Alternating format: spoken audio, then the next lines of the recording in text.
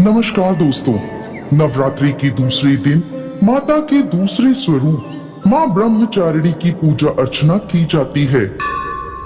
ब्रह्म का अर्थ है तपस्या और चारिणी का अर्थ है आचरण करने वाली।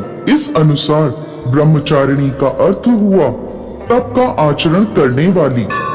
माता ब्रह्मचारिणी ने भगवान शंकर को पति के रूप में प्राप्त करने के लिए घोर तपस्या करी थी। इस तपस्या के कारण माता को तपस्चारिणी ब्रह्मचारिणी नामों से जाना गया। इनका स्वरूप अत्यंत तेजमय और भव्य है। श्वेत वस्त्र पहने, दाहिने हाथ में जप की माला लिए और बाएं हाथ में कमंडल धारण करे हुए इनकी पूजा करने से साधक का मन स्वाधिष्ठान चक्र में स्थिर होता है। अपने पिता दक्ष प्रजापति द्वारा किए गए भोलेनाथ के अपमान से क्रोध में आकर योगाग्नि में भस्म होने के बाद माता सती ने पर्वतराज हिमालय के घर पुत्री के रूप में जन्म लिया।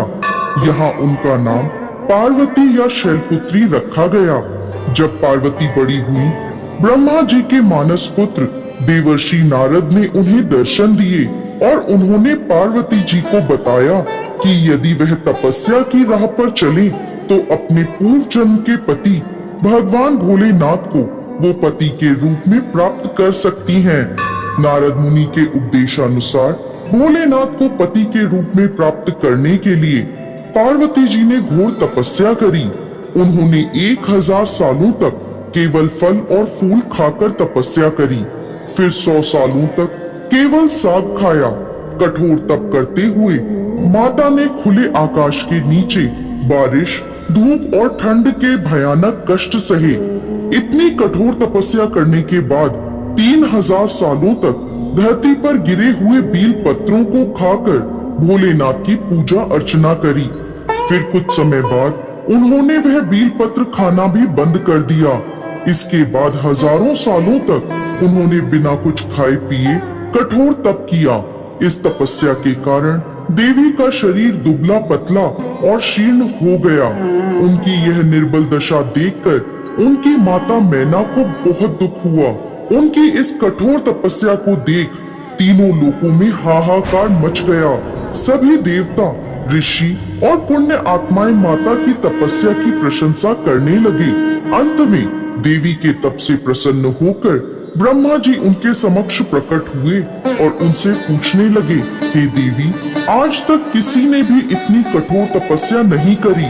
ऐसी तपस्या केवल आप ही से संभव है। आपकी इस परम पवित्र और अलौकिक तपस्या की चर्चा चारों दिशाओं में हो रही है। आपकी मनोकामना अवश्य पूरी होगी। आपका विवाह भगवान शिव शंकर से ही होगा और वही आपको पति रूप में प्राप्त होंगे। अब आप इस तपस्या को खत्म करें और अपने घर लौट जाएं। आपके पिता आपको लेने आ रहे हैं। इसके बाद माता ने तपस्या खत्म करी और अपने पिता के साथ अपने घर लौट आईं। और कुछ समय बाद भोलेनाथ ने माता पार्वती को अपनी पत्नी के रूप में स्वीकार किया। लंबे समय तक कठोर तप करने के कारण ब्रह्मा जी ने माता पार्वती को नाम दिया ब्रह्मचारिणी। इस दिन विधि विधान से माँ ब्रह्मचारिणी की पूजा अर्चना करने से सभी मनोकामनाएं पूरी होती हैं और विशेष फल की प्राप्ति होती है। इनकी पूजा अर्चना से त्याग, संयम और सदाचार जैसे गुणों की प्राप्ति होती है। माँ ब्रह्मचारिणी की पूजा अर्चना से व्यक्ति को धैर्य प्राप्त होता है और विजय की प्राप्ति होती है।